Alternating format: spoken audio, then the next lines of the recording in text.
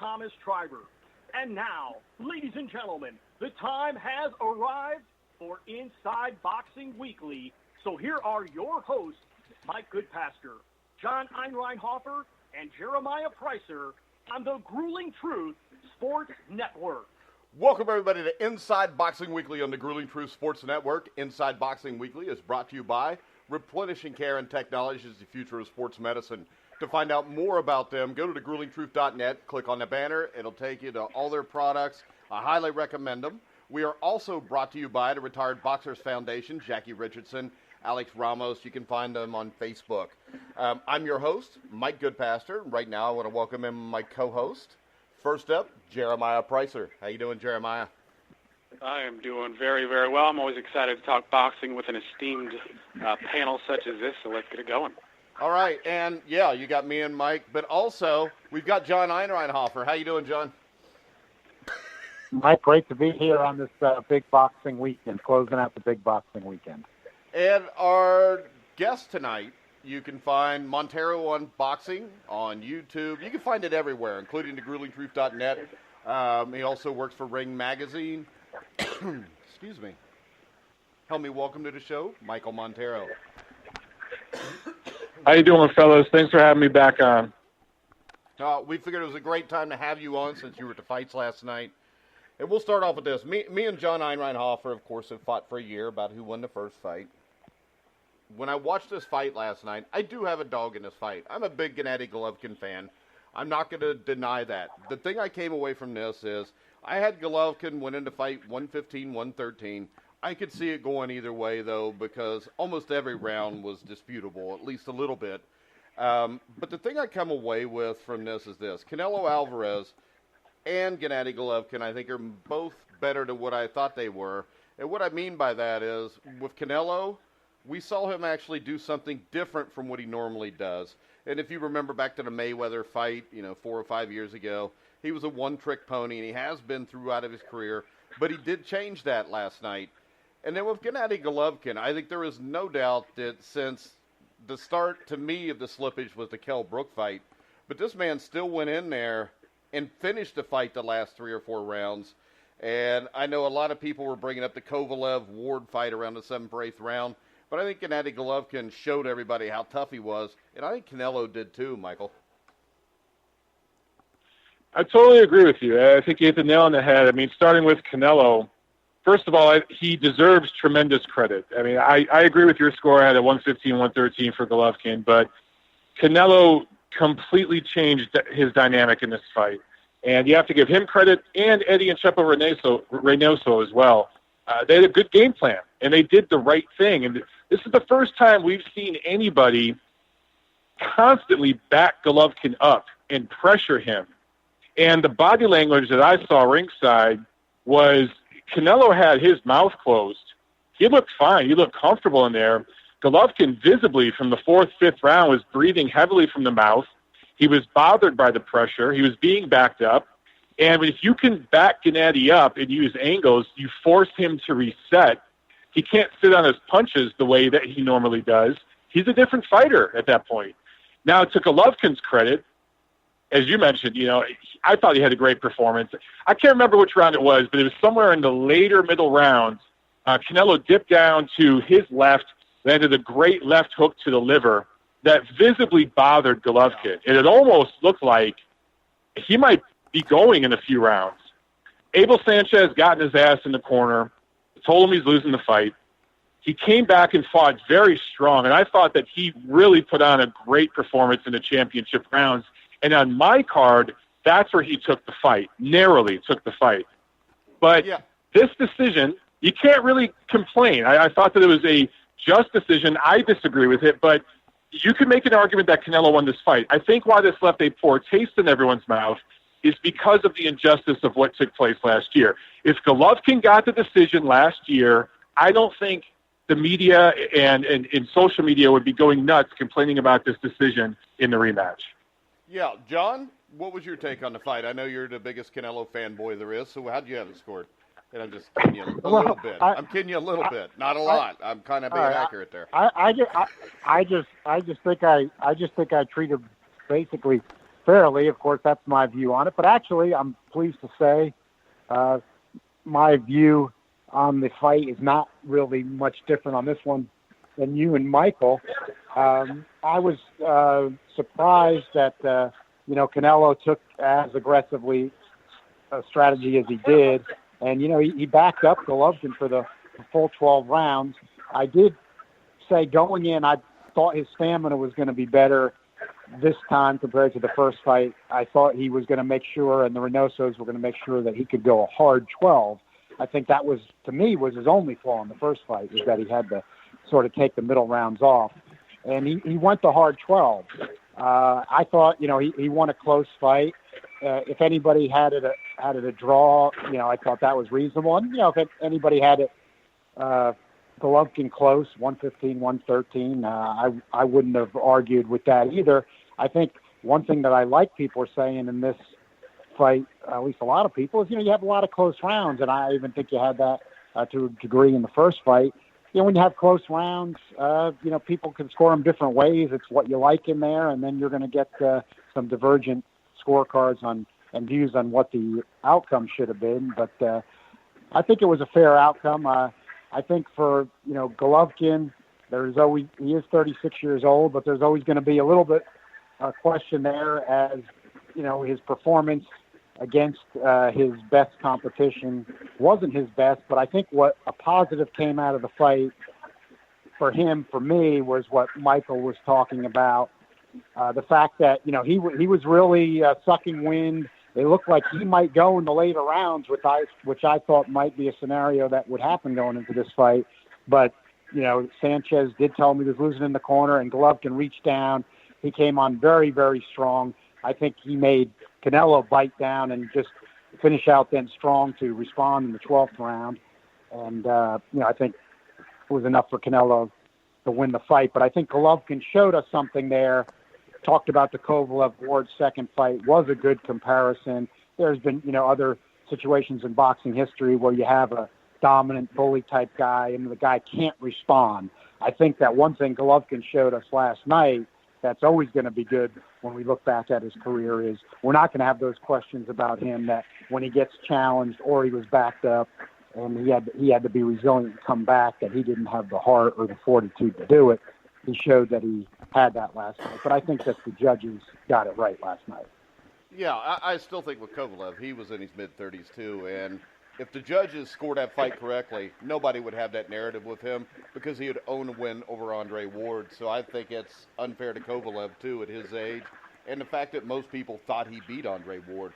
Jeremiah, real quick, your take on the fight, and I don't know, we talked about this today, and we both kind of saw this. They're talking about the body shots. Golovkin blocked some of those body shots. I think he did a nice job there, and I think the HBO crew kind of oversold what happened there. Yeah, I think so too. I mean, I do think that Canelo Alvarez was effective to the body. I don't think there's any doubting that. Yeah. I mean, he made good use of counter punches, and he was digging the left hand nicely. But I do think we see this time and time again with the HBO commentary team where there's a little exaggeration along with the facts that are playing out inside the ring. And there were a lot of times when Golovkin was pinning his elbows to his side, or he was just outright putting them out on the outside of his hips, and he was blocking a lot of them. But regardless of whether he was blocking them or whether he was taking some of them, visibly, like Michael said, the pressure there was taking its mental toll on Golovkin, and the HBO team was kind of building to some sort of crescendo, and I think a lot of doubts started creeping in the minds of a lot of people. I was at a movie theater watching it with about 40 people, and there was a lot of silence there, and again it kind of felt as if Golovkin, if he was going to last the 12 rounds, he was going to be huffing and puffing, seriously until the end there, until he reached the finish line.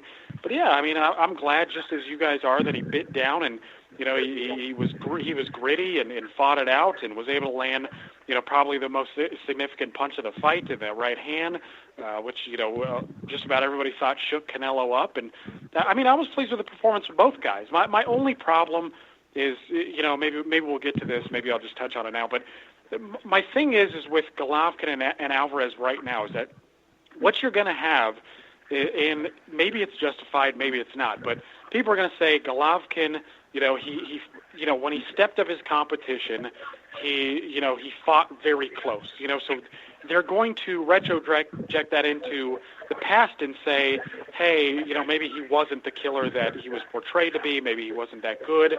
But I do think we have to acknowledge that the guy is 36 years old, and for him to arguably outbox his two best opponents at middleweight at 35 and 36 years old, I think it frankly speaks highly of him, because there aren't many aggressors at 36 years old you can think of that are fighting on this sort of level, especially with the background that he had. So I think it's tremendous effort by him. Again, I think it speaks well of him, and maybe this historical context that he might be placed in.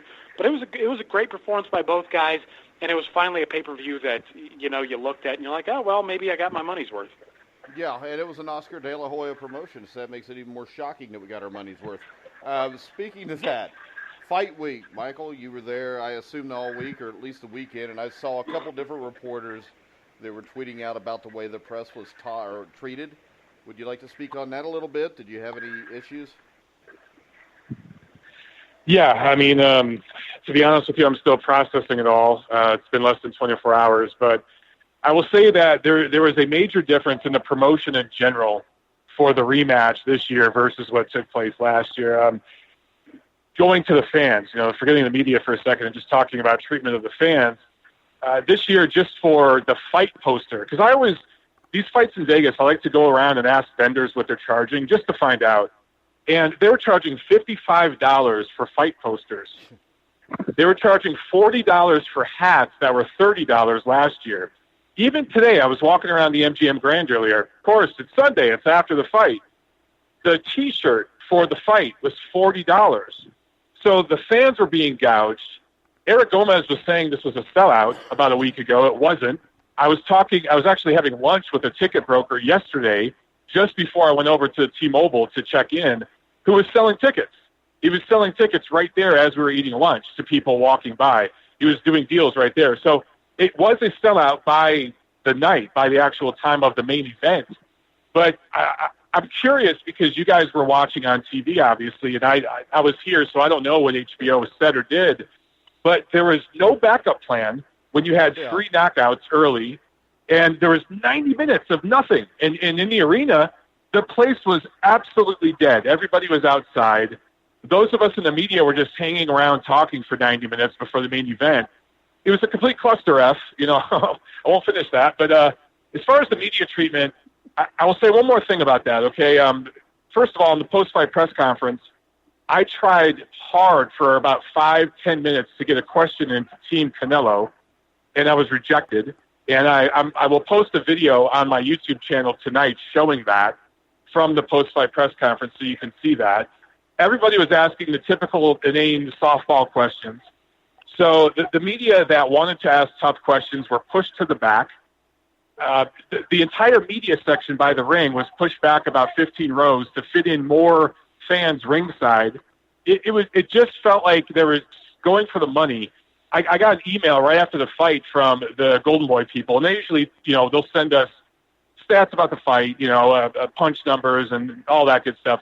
There was an email that just listed all the celebrities who were ringside. I don't know about you guys, but I could give a shit about the celebrities that were ringside for this fight. Yeah. It just felt like a corporatized event. And I got to say, I'm pretty damn disappointed. Plus, the other thing, Michael, and you were there live, those Tecate girls behind the fighters, they have covered up the cleavage, which I think is something that needs to be addressed also. Hey, I'm going to leave that one alone. But, live, we're below the ring, so we get certain angles you guys don't get. I got to say some of those angles are pretty good. I'll just leave it at that. All right, to address the HBO thing, the 90 minutes is a joke. Why can't they just start the fight at 10:30 instead of 11? Everybody's got time to get to their seat. And the problem with boxing anyways is this. Number one, with these fights, I remember the old Don King cards, even Bob Arum. They would have a filler fight ready just so there was something to be on, even if it was just a 4-rounder or a couple 4-rounders. But on top of that, exactly. The other bad thing is you get 90 minutes of Max Kellerman and Jim Lampley. And if you didn't see it, Michael, Jim Lampley told a story about Matthew Macklin breaking his ribs and almost cried, and they had to cut away from him. And it was Jim Lampley almost crying. Imagine that. Oh, I know. Did Max Kellerman? I thought I was in the Twilight Zone. I thought I was in the Twilight Zone when I had to sit there a sad and listen to Lampley, Kellerman, Jones for 90 minutes straight without anything else. Yeah, it wasn't like Matthew Macklin had a friend with cancer that was dying. He was upset because the guy that broke his rib, Triple G, didn't break Canelo's ribs, and I didn't see why he was crying. But the other thing is this, and I think we all can speak to this. I don't think there's anybody here that thought any of those 3 undercard fights were going to go even 5 rounds. Anybody? I thought maybe the Chocolatito Fuentes fight would, because I didn't know what Gonzalez had left.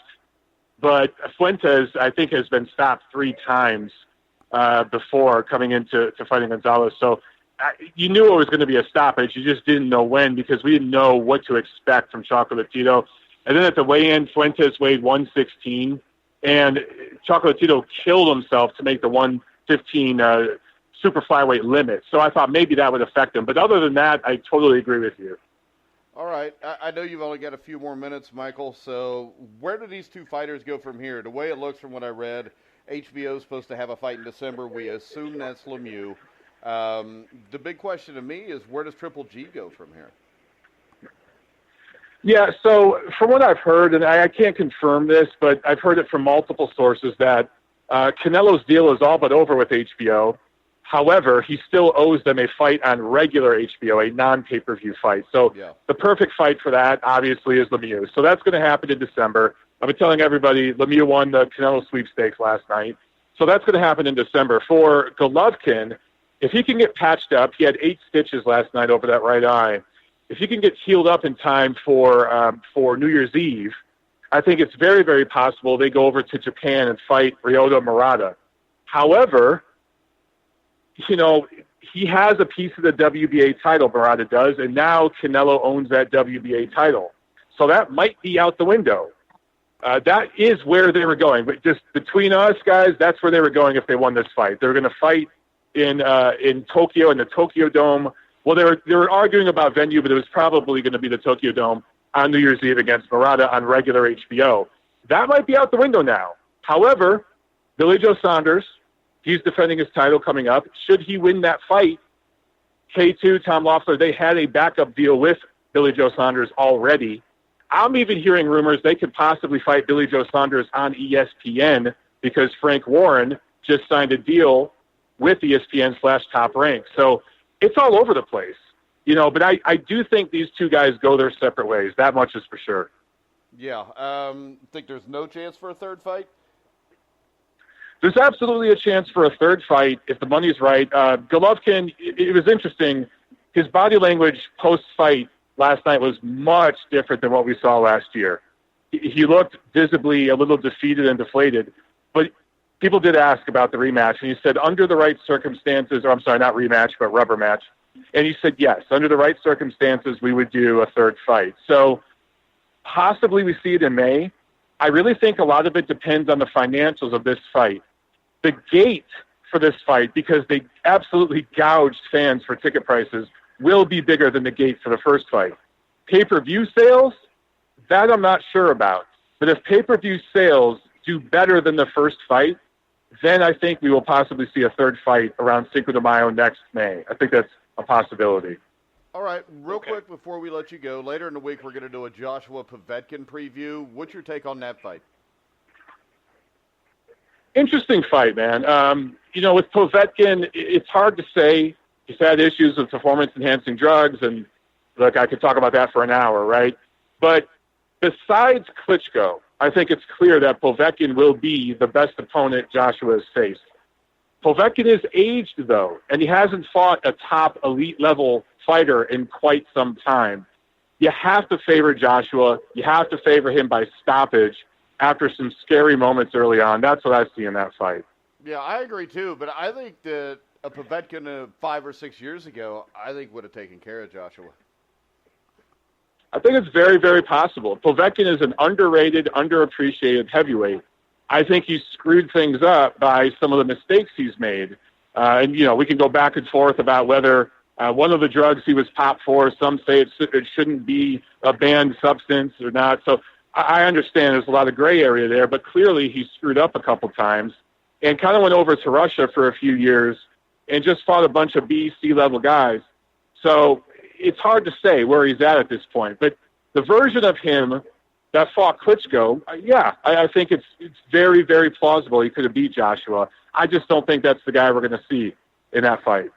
All right, Michael, I know you're still in Vegas. You got to go. You want to tell everybody where they can find all of your stuff? Yes, and thanks again for having me on, guys. I enjoyed it. Real quick, before you tell us that, Jeremiah has one question to ask you. All right, go for it. Yeah, I just wanted to inject myself real quick because I know with the Povetkin thing, you and we'll just say an unnamed YouTuber, been going back and forth on that for years, and I got to say that I actually enjoyed the YouTube for a while, but he's gotten so far with the theories and just spending 2 hours attacking you, just playing your video, and if people are aware of the situation, they know who I'm talking about. I'm not a fan of the way that he's gone about things, but I wanted to ask real quick, what was the feeling ringside amongst the press? I mean, from the scores that I've gathered, it looks as if Golovkin was favored on most of these scorecards.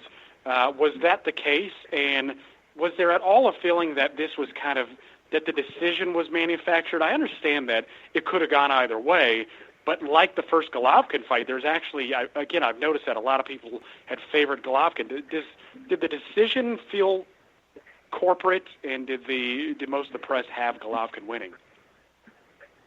Well, first of all, to address that YouTuber, who's had multiple channels that have all been canceled at one point or another, it's unfortunate that those things happen. People get tribal, and there's a lot of misinformation that's spread. As it relates to Povetkin and Canelo and other stories that I've done related to performance-enhancing drugs, I can say that I've spent countless hours researching this stuff. I'm by no means an expert, but I've talked to dozens of experts, including people who run laboratories in Utah and over in Europe, people who actually have created some of the tests that are used in the sport right now and in all sports. So, as it relates to Povetkin and some of these YouTubers, I'm just going to leave it with people get tribal and they twist the facts. And it's very, very clear if you look at the rules, Povetkin broke the rules. Whether you agree with the rules or not, that's another story. As it relates to last night, the majority, I would say 2/3 of the press thought that it was a 115-113 win for Golovkin. I actually did a Twitter poll today, I think right before I got onto the show with you guys right now. I had about 2,000 votes, and about 60% of fans who have voted in thought Golovkin edged it. But there was a quarter or maybe a third who thought Canelo edged it or maybe a draw was just. It was one of those situations where it actually was, and it's a cliche thing to say, close fight that could go either way. But this really was that fight. But again, I will repeat this. Because of the injustice we saw last year, when you add that, and then the computerall scandal, the suspension, all of that, it just adds to the whole thing, and it leaves this sour taste in people's mouth. If Golovkin got the decision like he should have last year, I don't think anyone would be bitching right now that Canelo got it, and in fact, everybody would be clamoring for a rubber match. That's the way it should go. But unfortunately, we've had a couple of these recently with Kovalev-Ward and now Golovkin and Canelo, where the house guy got his way not once but twice. And that just leaves a sour taste in fans' mouth. And before I go, guys, Montero Unboxing, Twitter, YouTube, Instagram, Facebook, everywhere. You could read me in Ring Magazine. You could read me in Boxing Monthly Magazine. My podcast, Neutral Corner, you can find it on The Grueling Truth, and you can find it on iTunes, Stitcher, SoundCloud. All right. Hey, thanks a lot, Michael. Thanks for having me on, guys. Have a good one. All right. Thanks, Michael. All right, we did a poll on The Grueling Truth, too. I'm not sure what it is, though, because my computer's still loading for, the last minute. So, hold on. Here we go. I'll find it in a second. It keeps loading. But, so did you think this was a closer fight than the last fight, John?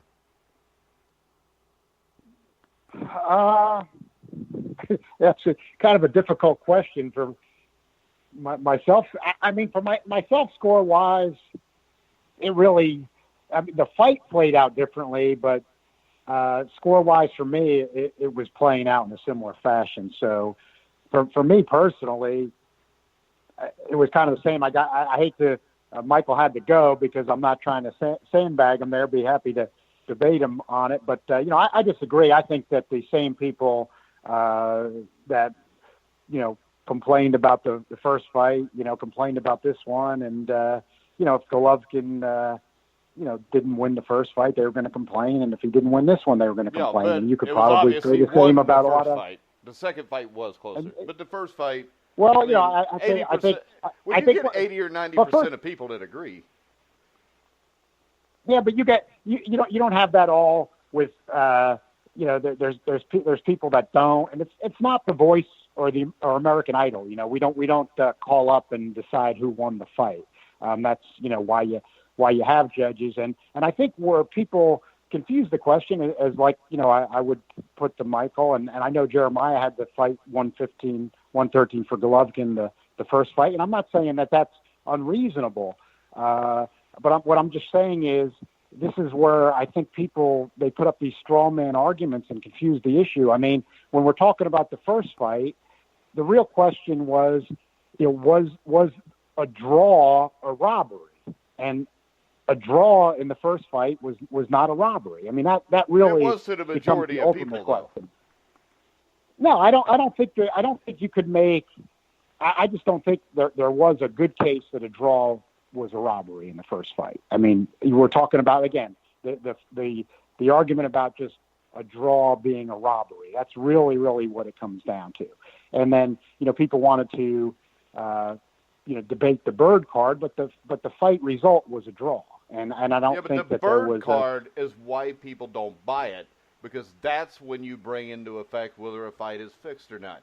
And I think in almost every fight with a house fighter, most fights are taken care of ahead of time. I hope that's not the case, but just read the history of boxing, and it is prevalent in boxing. Well, let's look at it here. Dave Moretti was a judge for both fights, okay? Dave Moretti scored the first fight for Golovkin, and he scored the second fight for Canelo. So how was Dave Moretti influenced in the first fight or not influenced, and how was he influenced or not influenced in the second? Maybe since Adelaide Bird wasn't there, they had to give somebody else the money. I mean, I've talked to guys, and I can throw his name out there, like Ruben Castillo, that used to go through a long list of judges and referees who could be bought. And I'm not going to say whether one of those was in this card or not, but it's just true. And I mean, to think it's not true in a sport as corrupt as boxing, that has no union for the athletes, where the athletes really have no say, and when the majority of their money can be stolen without a problem, I think, Jeremiah, that there's always a question with anything. And I'll tell you what, if Golovkin would have won, my first question in a close decision would have been, was it so you could get a third fight and everybody could cash in again? Jeremiah? Yeah. I mean, the thing about boxing, and I don't want to muddy the waters too much with an insinuation of corruption, because, I mean, it's so hard to tell. It's one of those things that you just don't know. I mean, there's so much going on behind back doors and whatnot. I mean, do I want to, apply that here? I mean, you never know. But the thing about it that strikes me as slightly odd is just that, Golovkin got one scorecard in his favor at a 6 in 2 fights that most people thought he had come away victorious. And again, that does strike me as a little odd. But I mean, again, I'm not going to go here with corruption or anything. But of course it happens. I mean, you did write about it, Jeremiah. Right. I mean, yeah, and I think that. Well, I mean, and I know John's brought up the point. Well, sometimes judges just get it wrong. Sometimes they read things, a little bit differently. There's angles and whatnot. I understand that point. I mean, there's no doubt that just, there's just incompetence which happens with judges. I mean, again, like we've talked about, the context. Again, you could be sitting, in some part of the ring and see things differently than another person. But it does, as you said, Mike, there does seem to be a correlation between being the money guy and being getting the decision. And it does strike me, again, as odd that, Canelo keeps getting scorecards that aren't just bad, but awful. I mean, come on, 10-2 against Austin Trout, 8-3 against Lara, 9-1 against, Larry Mosley, 10-2 against Golovkin. Yeah, and I watched that Larry Mosley fight could have went either way. I told you it was close, man. I mean, I scored it. I actually had it 5-5. Yeah, it was a close card. I mean, it was one of those things where Alvarez was young and he seemed to land. It was actually, in a way, it was kind of like the Golovkin fight in the sense that Mosley was pretty jab heavy and pretty good with it, and Alvarez was trying to find his bearing and landed most of the power shots. But it was just one of those things where if you follow these guys' career, it's like Adrian Broner. I mean, you look at his career and. I mean, he gets a decision over Daniel Ponce de Leon, which most people thought he lost. I mean, he was outboxed by a guy who's not really considered a boxer. He had a majority draw, a majority decision against a guy named Fernando Quintero. So there's obviously some moving and shaking that's going on behind the scenes. But in a fight like this, where honestly, as Montero said, it could have gone either way. I'm not upset with the decision so much. And it's just because of all the previous things that have happened. Yeah, well, and not only that, because of the previous things that happened, I think fans are able to read more into that, if you know what I'm saying. So, like just listening to Montero talk, okay, so it seems as if, Eric Gomez and Golden Boy, they were gouging prices, trying to make up for some of the money that they had given away to Golovkin's side, and it just strikes me as a bit unprofessional and unfortunate, especially if you're working in the media. But there are going to be fans who are saying, hey, well, Alvarez got the decision again. The contract with HBO is coming up, and HBO is probably going to want to keep him. He's younger, he's got more years on him. I mean, in a way, some of that makes sense, but. With a lot of these things in boxing, you just don't really know. But I commend both of these guys' effort. I mean, it was a damn good fight. Yeah, and that's, even though we're saying this, the judges and all that have nothing to do with the fighters. And Canelo Alvarez was a guy that I thought was a really good fighter, but I didn't think he was as good as what John did. I will completely say right now that I was wrong. He is that good. And I'm not trying to take anything away from him, because I think win or lose last night, and you guys have heard me talk about Sugar Ray Leonard before. I've said this a million times. But the fight that made me realize how great Sugar Ray Leonard was is when he stood toe-to-toe with Roberto Duran. And that fight, people forget, was extremely close. I actually had the fight scored 143-142 for Duran, and I could have seen it going the other way. And since I was a Duran fan, maybe that's why I gave him the decision. But when I watched that fight last night, John, I saw two guys fight the way we have talked for the last 3 years that we wish guys would fight like. Oh, yeah, definitely. Let me make a point of, since you made a good point about Canelo Alvarez, and I think this magnifies it. Gennady Golovkin has, in his last 27 fights, he has knocked down or stopped every opponent except for Canelo Alvarez, and Canelo Alvarez has gone 24 rounds with him. Now, of course, for that to mean something, Golovkin has to be very, very good, which he is. But look at that. I mean, that's Canelo Alvarez, the fighter. That's not anything else. Real quick, because I'll forget what I'm going to say if I don't say it right now. But when we watched that Julio Cesar Chavez fight, and Canelo made no effort to finish him off, you think he was told to take him the distance? No, I'll tell you, if you look at the tape of that fight, anybody could, and I agree that Canelo did that, but if you look at the tape of that fight at the end, and I did catch this. It's good because anybody can go back and look at this, but I did happen to pick up on it. You'll remember that they had the big WWE-style entrance of Golovkin, which did work well to announce their first fight after that fight. When you see the 12th round end and Canelo goes back to his corner and you see the Reynosos take his glove off, you see before they bring out Golovkin to announce the first fight, you see Canelo give a signal that his right hand and thumb is okay before they bring out Golovkin. So what I'm getting at is if you look that Golden Boy, the Reynosos, they had before they brought Golovkin out, introduced that that was going to be the fight was up next. They specifically checked with Canelo. He gave him a thumbs-up signal that his right hand and thumb were okay. Now, let me ask you this then. Do you think that maybe So I didn't think he wanted to take the chance. Do you think maybe Oscar De La Hoya had somebody go in and break his hand before the fight so it'd go to distance? No, what I think happened is that he's got the hand problems, and they knew that the Golovkin fight wasn't going to happen, and nobody was going to get that big payday if he broke his hand or his thumb on Chavez's skull, which about one of the only things he's had is a good chin in recent fights, except for the Fonfara fight. Because I look at that, too, as somebody who's been a big Canelo backer, and he was making the guy look ridiculous. It looked like Dwight Muhammad Cowie and Leon Spinks. I thought it could be that going in. Didn't. I thought it looked like look that bad. Leon Spinks got knocked out pretty brutally. Right, but I would say Canelo was practically laughing. He was literally about laughing at him. I mean, he could have done that, and I was saying to myself too. I'm like, this is when Canelo, and I've said this on our show. That's sometimes when he bothers me because I could have gotten Angulo out of there much earlier, and he's got the offensive skills to do it.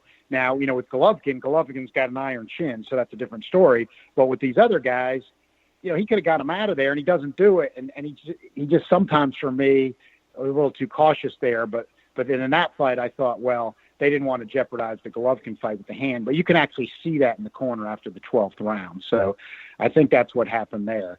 But one more point I want to make on the judges, because I think it's important when you think these things through. Like, look at this fight. Now, they brought Steve Weisfeld in from the East Coast to judge this fight Saturday night.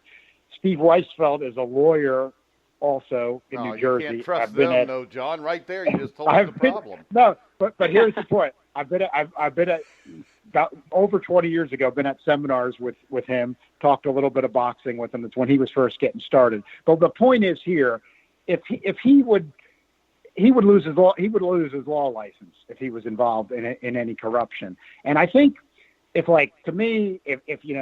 you want to make a point about what you guys are saying about judging, I think in the modern era, now not when it's direct, I think the alphabet organizations, there's examples of direct corruption, and we can still see that today.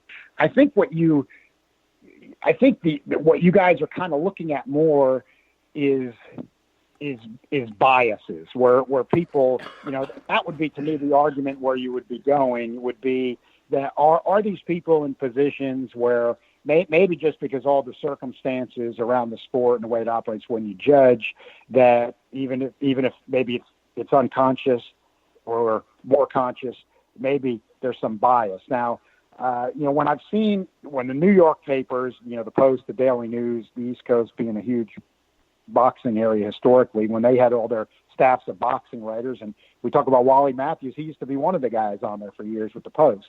But they used to do investigations, all kinds of things. They had the money, the paper put the money in. There would be fights when they would check out the types of things that you guys are talking about in these state athletic commission types of situations with the promoters. And it seems like the best they would come up with there would be instances that I think that somebody would have to correct me if I'm wrong, but I think that the judges' accommodations get put up by the promoters. Yeah. Things along those lines. But you know what? You're talking about lawyers. I know of a lot of judges that have been bought off before, John. And I've seen it too. And I have seen it too in my legal career. When you're talking about Golden Boy and that much money, they could probably make it so it's not that big a deal if you don't have to work no more. you can't say it can't happen. It's not that you can say it can't happen, but you do also have to have evidence. And even though it can happen, as human beings, we're always wired to try to find causes for things, and sometimes things are random. In other words, you've got judges in different rounds, different ways, and then it happens to one guy a few fights in a row. There can be corruption. There can be. There can be biases. All humans are biased. We all are. Me, you, everybody else has some biases. We're all. So there's different. I'm just saying there's actually a lot of factors, that can be involved. And I think people, they want to make it simple because then they're trying to draw a cause to things. And it's a lot of times, sometimes. Yeah, but once again, that can be. I think the thing that we need to concentrate on tonight is what we saw last night. And Jeremiah, I told you this after the fight when we talked. There was the first fight in a long time where I just sat there. I didn't cheer. I just watched it because I always felt like at any minute somebody could end that. Yeah, I was kind of the same way. I watched it in a movie theater with like 40 people or so, and I agree. I mean, after the first two rounds, once it went into the third round, and I saw, how, because my scorecard was tentative. I mean, once I saw the third round, and how you could see it, you're looking at Golovkin's sharp jabbing, you're looking at Canelo's aggression, and from then on, and watching the successive rounds, that's what I did. I just watched it tentatively, and I observed, and it actually helped me be, I like to think of myself as somebody who cuts the bias out as much as I can. I mean, it's always hard. Being human, it's innate. There are all sorts of, these mechanisms which promote these sort of things. I mean, I became the same way. I just sat there quietly. I was with my father and my brother, and we just sat there and we observed. And it was one of those things where instead of, where a lot of people engage in this emotional tribalism, you're waving a Mexican flag or a Kazakh flag, you're coming to a greater realization that, these guys are giving it what they can. They just did something special. Exactly. Yeah. I mean, 99.999% of the people that were watching it, whether they're fighters or not, could ever do. Yeah, it was kind of like I don't know if I want to call it a transcendent moment, but in an era like this where you get, this is a rarity. I mean, it's a rare treat for modern boxing fans to get this kind of stuff because generally, there's just too much politics involved, and, one guy's fighting the other guy, when he's past his best, or there are a lot of variables that go on, but this seemed to be one of those moments that kind of transcended tribalism for a lot of people. And again, most of the people that I was watching with, actually the vast majority of them were Mexican, and there wasn't this, hooting and hollering. They seemed to be appreciative, just as I was, of the style, the grit, them biting down on their mouthpieces and giving it their all. And it's a commendable effort. And I think this reflects well on both guys' legacies because, Golovkin to me, and I think HBO rightly pointed it out, was Golovkin to me did look aged. I mean, there were a lot of times when he was compensating power for speed in an effort to land the punch, and he wasn't getting his weight behind a lot of his shots, and it just seemed like he was thinking a little bit too much in there. And so I look at this from a historical perspective. And I'm like, well, maybe Golovkin really was the killer. He was designated in his prime. I mean, for a 36-year-old aggressor to go out there and box that well, I mean, think about it. A lot of these guys, like you look at Marco Antonio Barrera, and initially he was this big left hooker to the body and aggressive and whatnot, and then slowly over time he made this transformation into a well-rounded boxer puncher. Well, now what we have is Golovkin, who was by and large, a highly technical aggressor with pinpoint accuracy and wonderful body punch. And, he's always had a fantastic jab, and hopefully John even acknowledges that now. But it was one of those things in the last few fights where somehow the aggressor was able to show, the boxing skills that he's possessed throughout his entire career. He just, didn't have anybody to back him up so he could show him. I mean, the David Lemieux fight was really the first time that we saw that. And, of course, that was partly out of respect for Lemieux's power, but it shows that Golovkin was not, as Bernard Hopkins called him, and I think unfortunately so, he called him a caveman. Even the Reynoso, I think, would have kicked Bernard Hopkins' ass without too much difficulty. Well, dude, in the Reynosos as well, they said that, Golovkin only knows one way. That's it. But Golovkin has shown he's quite a versatile fighter, and at 36 years old to do that. Again, name me an aggressor like that who was competing on this high of a level at 36 years old. And I understand, he's not like Carlos Monzon or Marvin Hagler where, he was fighting the Leonards or the Hearnses of the world. Well, but the guy had, right, yeah, exactly. But Alan I don't think Minter was a solid fighter. Hey, I'm throwing Alan He was Minter good. out He there was a good fighter. because he was. There's guys like Bob Day there that will appreciate me saying something good. But I do think Alan Minter was a solid fighter. It was just Marvin Hagler is maybe the greatest middleweight that ever lived. Yeah, and this is my thing is, okay, he didn't fight that level of competition, so he wasn't going to age as quickly as some of these guys, but he also did have, 350 amateur fights, and I think it speaks well of him not only to show that versatility, but I think a lot of boxers should take note. I mean, you look at the Gervonta Davises of the world, the Adrian Broners.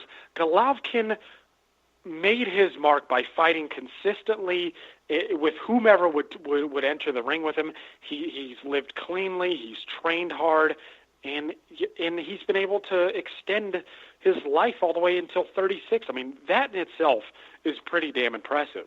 Yeah, and he's going to get at least one more payday if he wants it. At least. Yeah, at least. So, John, we look at Well, Canelo I think Jeremiah. Alvarez. Hold on, no, I'm going a different direction with you. Okay. All right, go ahead. Canelo Alvarez. When we look at the Jamal Charlos, the Herds, all these young guys coming up because the middleweight division is picking up. Lemieux, I think it's pretty obvious he's fighting Lemieux next, which as long as he doesn't get caught by one. And from what I saw, if Gennady Golovkin can hit him with that shot in, what was it, the 9th or 10th round, and he doesn't go down, I don't think David Lemieux is going to do it to him. Who do you think is the most competition for him? I actually believe it's Danny Jacobs. Well, I think what's going to happen here is, and it's always hard to tell, but here's what I think. I think that financial-wise, because the May fight with Golovkin, it got postponed to September, and they want Canelo fighting 2 times a year, not only for activity, they want to make that money, let's face it. I about the one more deal fight on HBO, but I also have seen from credible reports that Canelo's camp is saying we don't owe you one more fight on HBO, okay? And why I'm mentioning that is I figure, like Jeremiah did, I figured that was planned out. Alphabet stuff, is completely corrupt and planned out. That's been some of those guys that run those organizations are lawyers, I bet, too, John. Yeah, Gilberto Mendoza, who runs the WBA. Yeah, I think your ass. They're all lawyers. I was going to say, I think Mendoza wasn't he? You need to just go get a job at Walmart, John, so you can do something respectable with your life. Yeah, not all, but hey, but there's definitely corrupt lawyers, just like there's corrupt people in all professions. But lawyers certainly are not immune, that's for sure.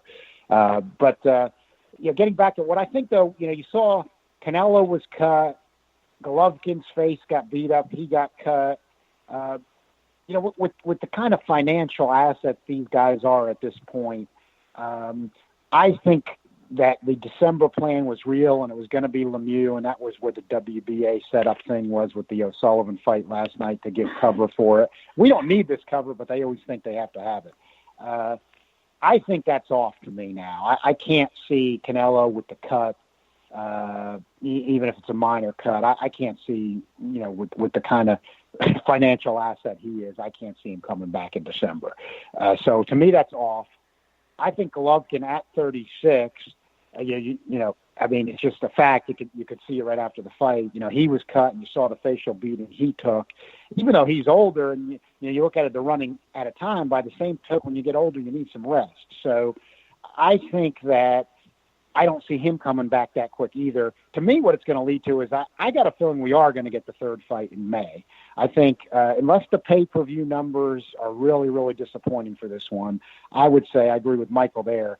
That will be part of the equation. But I would say if the pay-per-view numbers are about $1 million, since they charged $84.99 this time, $10 more or more, I think that's more than enough for them to feel good about a third fight, and I think that they would go to that in May. Now, getting with Canelo's other competition, I would think, Jermall Charlo would be the main danger out there, but he's only going to be a realistic danger if Canelo would think about going to PBC. What's interesting to me is, even though you would initially think it might not be a fit, I don't know, people can be smart in boxing and they think this stuff over. I think Canelo has a lot of loyalty. He stayed with the Reynosos a long time. He stayed with Golden Boy. When Heyman took all the other fighters, he was the only main guy that stayed, so we know he was loyal. So what I'm getting to would be, Oscar doesn't have that big of a stable right now, though. Heyman took, the main bulk of the talent. Can him and Heyman bury the hatchet? Well, in other words, could there Diaz and Russell? That was a fight between Heyman and right. Yeah. So I mean, they have it was, that. and that was the first big one they've done. Unless I don't think there was any other ones. I think that's the first big one they've done. But right, that was recent, and that was a very, very good fight. One of the better fights of the year. Two talented guys. What I'm getting at is, I wonder if Loeffler and Golovkin's camp and Oscar and Canelo's camp would, behind the scenes say, hey, look, PBC's got these Fox deal with. When they fight their lesser competition, we can be on regular Fox and get seen by up to 300 million viewers. That doesn't mean that's how many people are going to watch, but that's how many are available.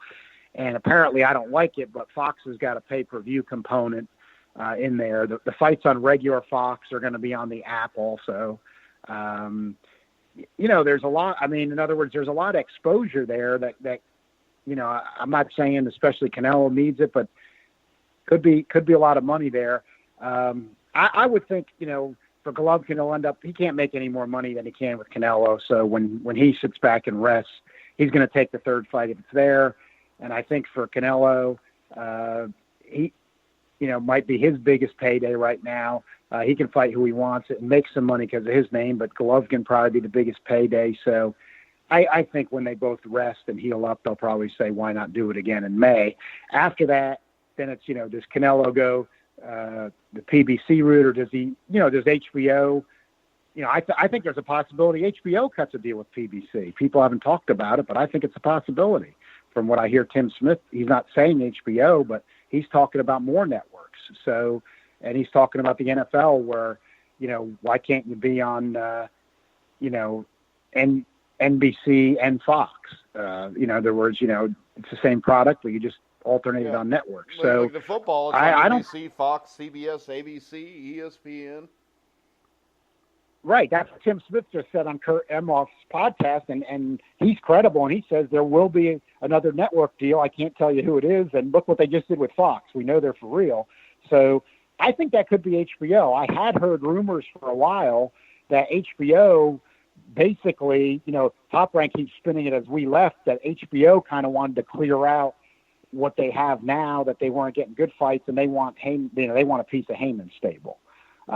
Which, what, if I was HBO, is that wrong? I mean, imagine if you get Heyman's stable coming over and, you still got some kind of deal with Canelo or Renewed or Golovkin. You can do, think all the stuff you could do then. I'm wondering if it might be that. So I would think Golovkin and Canelo again. And then I got to see what I do agree it's either HBO is going to be, I think they'll either be totally out or they'll cut a deal with PBC. But I don't think they're necessarily totally out yet. I can't see them going totally out. I mean, hell, it's been a staple since they started in what, 73 or 74? Yeah, and they've never said it doesn't work for them. I mean, they know what percentage of subscribers they get from boxing. They're not telling us exactly what it is, but they know what it is. And I figure it's got to be at least $1 million. And you multiply that by your cable bill. So, yeah. Well, the other thing there is, though, they've got other sports content too that can keep some of them, but not all of it. Yeah. So I don't think it's a foregone conclusion that they're out. So I guess Canelo, they're going to wait and see what they're probably waiting a little bit to see what options are, and that's going to affect it. Hey, all right, Jeremiah. Yeah, I just wanted to ask you guys a question because you're talking about the competition between Canelo and John. Real quick, you're breaking up just a little bit, but in terms of the competition, and hey, wait a second, you cannot rip on John's phone connection because it's always your connection that's screwed up. John, you're fine. For 10 seconds, it broke up. It's not like 50% of the shows we try to start and then have to wait for Jeremiah to call back in because he uses a flip phone. Hey, from that, Cricket. Yeah, that one did suck, but that's because my wife, the place I live has a conference room. Did you really have a flip phone? Because I was just joking. No. I used to have a flip phone, sure, but I haven't had a flip phone in years. But no, I tried to use a conference room, and I tried using their damn internet, and it was too slow to hold the connection. That was my fault. I apologize. I thought it was going to be all good. But anyways, in terms of the competition of, Canelo Alvarez, let's just assume that there is no third fight, and you're looking at the landscape, Canelo is, and, you got Billy Joe Saunders, you got both Charlos, because the other Charlo brother will be at 160 in no time.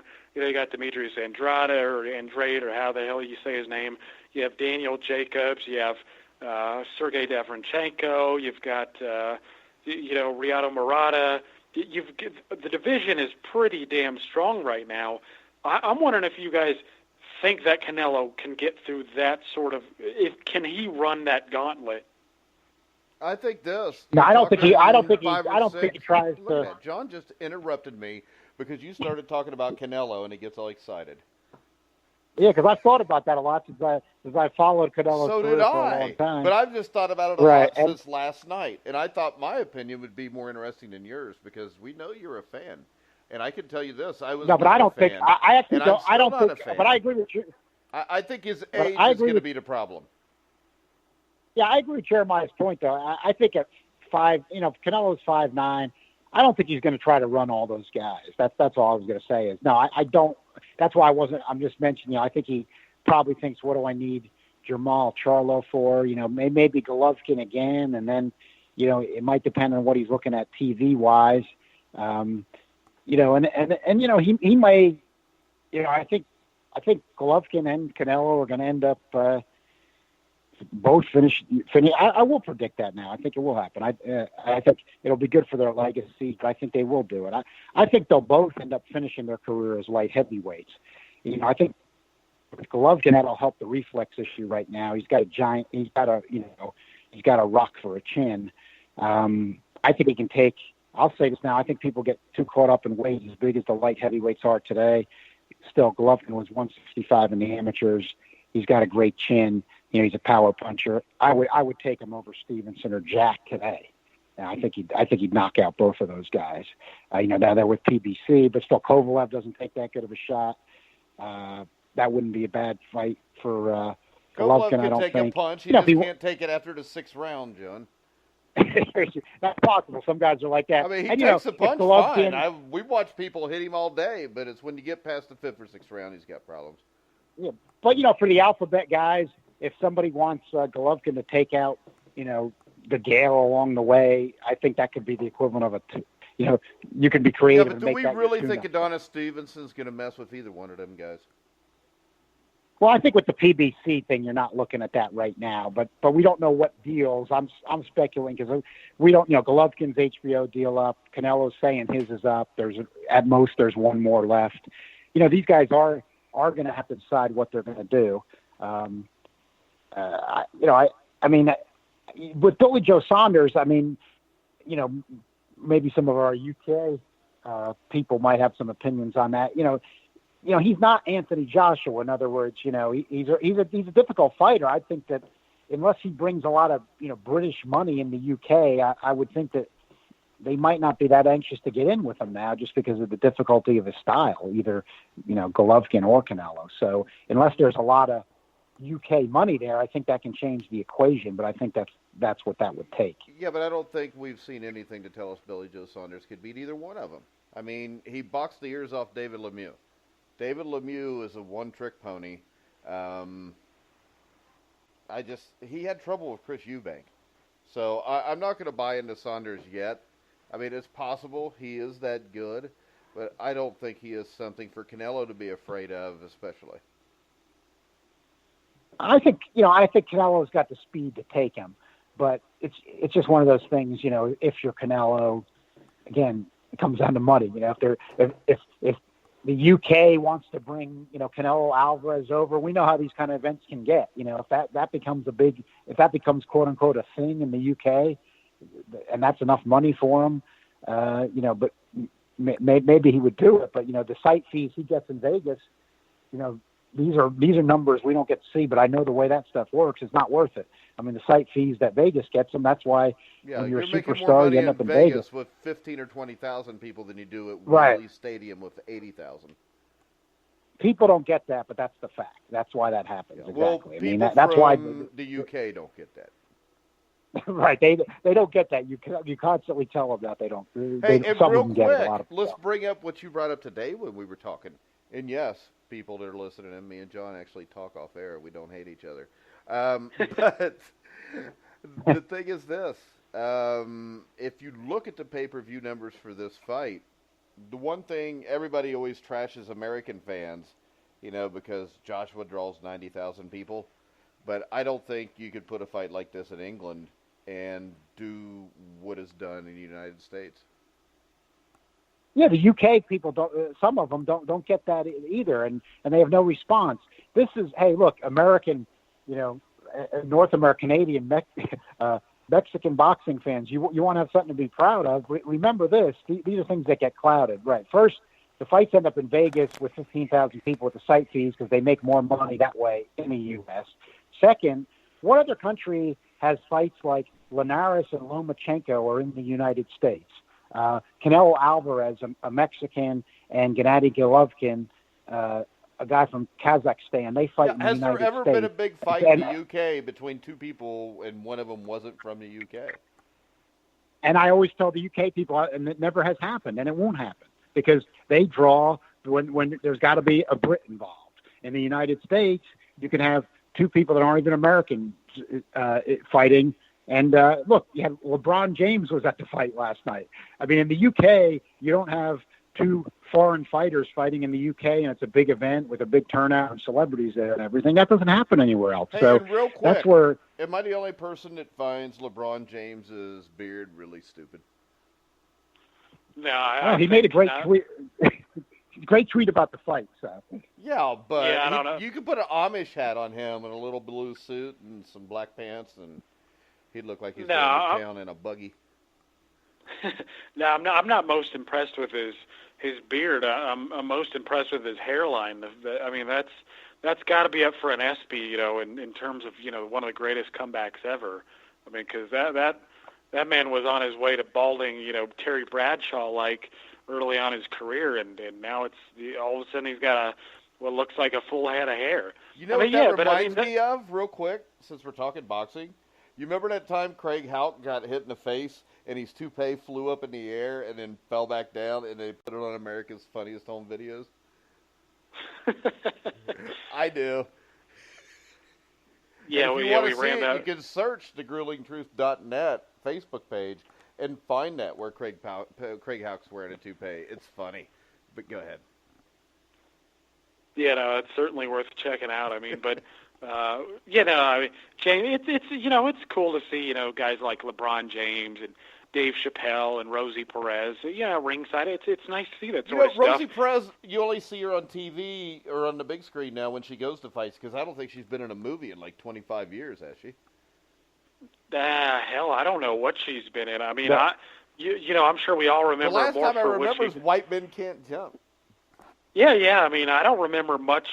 I mean, that was really her prime but she's a big boxing fan. I got to give her that. I mean, I don't really follow her on Twitter, but I've been made aware of some of the things that she's tweeted or retweeted and whatnot. And it's not like she's not some analyst that you're going to follow every day because she's hitting you with this in-depth insight. Or her analytical abilities are just so attractive that you gotta like, oh, what's Rosie Perez doing today? But she's a big fan, and I got to give her a lot of respect for it. She's always on top of the fight game and talking about it. But it's cool to see this sort of stuff, and this has been one of the staples in boxing for years. I mean, boxing used to be bigger than what it was. I mean, if anybody who's aware of Jack Dempsey and his biography, Dempsey had. Okay, forget the celebrities who were throwing balls through hoops. He had royalty. He had the people who were. He had jeez. He had the movers and shakers of the American economy sitting ringside. I mean, they even told him before he fought. I think it was who was it? Luis Firpo, where Tex Rickard was like, hey, don't knock this poor bastard out in a round. We got a bunch of millionaires who will get pissed off at you. And, being a millionaire back then was like a billionaire now. Yeah, exactly. I mean, so this has been a staple for boxing. Unfortunately, it's gone from royalty to basketball players and stuff. But yeah, but I mean, it's. I think, John, when you look at this, and with all these networks that are starting to come back to boxing, and I think last night's fight could help this big time. I think we are seeing the possibility of where a couple months ago we were talking about possibly, it's becoming a dying sport, to a couple months later, I think things are starting to look much better than what they were a couple months ago for boxing overall. Oh, yeah, and I think, hey, LeBron James is one of the most famous people in the world. When LeBron James sends a tweet out like he did last night with all his followers, and he says, great respect to, Triple G and Canelo, great fight. I love what these Triple guys G did. won too, just so you know. Well, he when you've got all those followers, and, there's people that see that tweet, have never seen a fight, and they're saying, hey, what's this that LeBron's tweeting about? I want to see the next big fight there. This must be cool. And, you've got the PBC deal. Boxing has needed the regular broadcast network channel exposure, for over 30 years. I mean, there's been almost nothing there. I mean, and that was leading to the death of the sport. Al Heyman took a chance with PBC. They reached the promised land now. They got a Fox deal. Nobody thought anything like that was ever going to be seen again, never mind, in prime time. So that's set. I mean, that's official. That's done.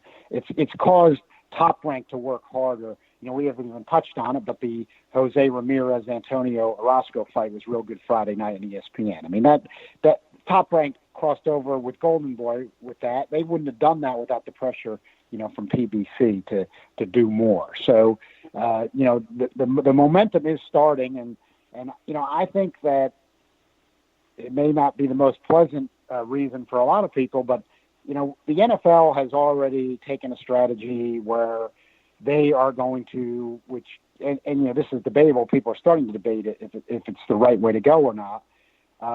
We're going to try to keep making the game safer. Football, a contact sport, it is not the way to go. Play. It's not the way to go. I don't think it is either. People so like violence. Here's what I'm saying. We're Americans. We like violence. But they've already committed to that. So the point is, what boxing has to do, which they've kind of already done, but I think boxing now when they're going to get on TV, because this is part of the reason they went off. Now people, even I think Al Heyman and his people know this, but they don't want to talk about it, and we don't want to necessarily bring that back up. But part of the reason boxing went off was it had nothing to do with ratings. It had to do with the advertisers getting squeamish about the violence. After the Mancini-Kim fight on national TV when boxing was in one of its golden eras. And then, things gradually started, getting reduced. Now, nobody thought there'd be a comeback. There has been.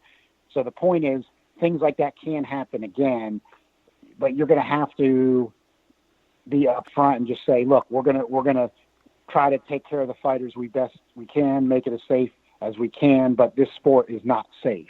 I mean, in other words, it's counterintuitive. That's what I think they've kind of let that be known. They've got to keep letting that be known. You know, this is the most dangerous sport. And what I'm really getting to here is when people get sick of the NFL, the people, frankly, that did like some of the violent aspects of it, and that's gone, and they don't want to watch it anymore, there's boxing now on Fox.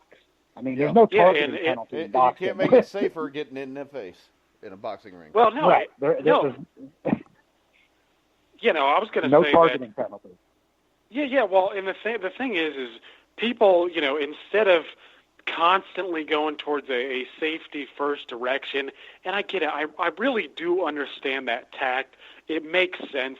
But in a sport like boxing, like I remember, you know, the amateur book that I had, it tells you, you know, you sign up for this, you accept responsibility. Hell, when I play softball, you know, they're like, they make you sign the same waiver. They're like, well, if you get injured, you pull your hammy, that's on you.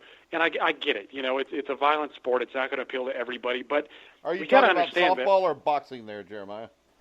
No, well, in both. All I'm saying is in both. So it tells you that violent? Where do you play softball at? Like the inner city of Chicago or Saginaw, Michigan?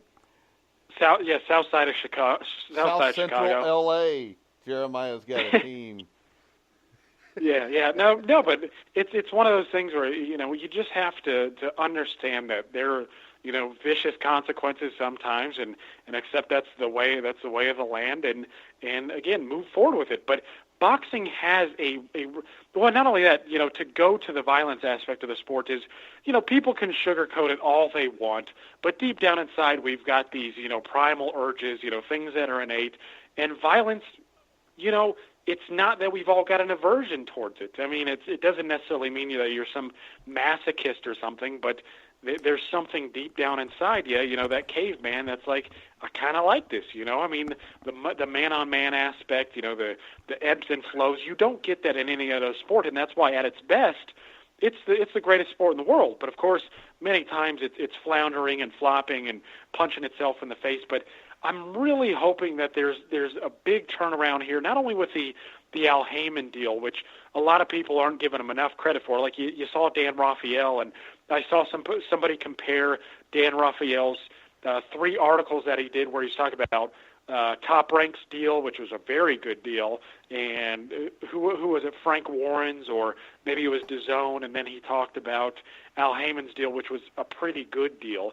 No, there are things moving in the right direction that could potentially, you know, and unfortunately it probably won't happen, you know, just looking at boxing history, but with boxing potentially getting on free TV, with things like the World Boxing Super Series, if somehow we could get, you know, like a World Boxing Super Series every year, like have a boxing league where every year the best of the best come together, establish a new champion in every division, the sport would be huge. It would be absolutely phenomenal, not only in terms of revenue, you know, with gates and ticket prices and whatnot, but you would have tons and tons of betting revenue on that. You would have like boxing Sweet 16. Of course, you want to have 16 fighters going in and one coming out. But if you could set up a league like that where you're getting that every year, that would be huge for the sport on free TV. So I'm hoping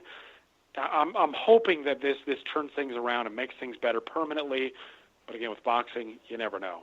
All right, guys, we're going to go ahead and wrap the show up because John's Giants are playing and they're down 10-0. And I promised him we wouldn't go that long, but I forgot the game was on until like a minute ago.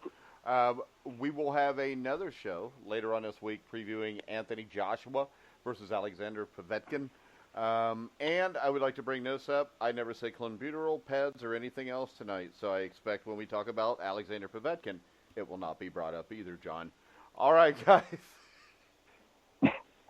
Well, we'll try to keep that in mind as best we can. Well, I kept it in mind. I went out of my way not to bring it up because I didn't want it to spoil. Because I don't care. As we know, I think either everybody should use them or they should be tested every month if you're ranked in the top 10. So it doesn't matter to me either way because I think everybody cheats. But we're going to go ahead and wrap the show up. Make sure you check out the NFL Pick'em Show Tuesday night with former Carolina Panther quarterback Tony Pike. Wednesday night, former CFL 4-time Grey Cup champion Robert Drummond and the CFL Weekly Show. Make sure you check out the Ringside Boxing Show. Check out Montero on boxing. Boxing content-wise, I want to thank everybody that paid attention to us this week.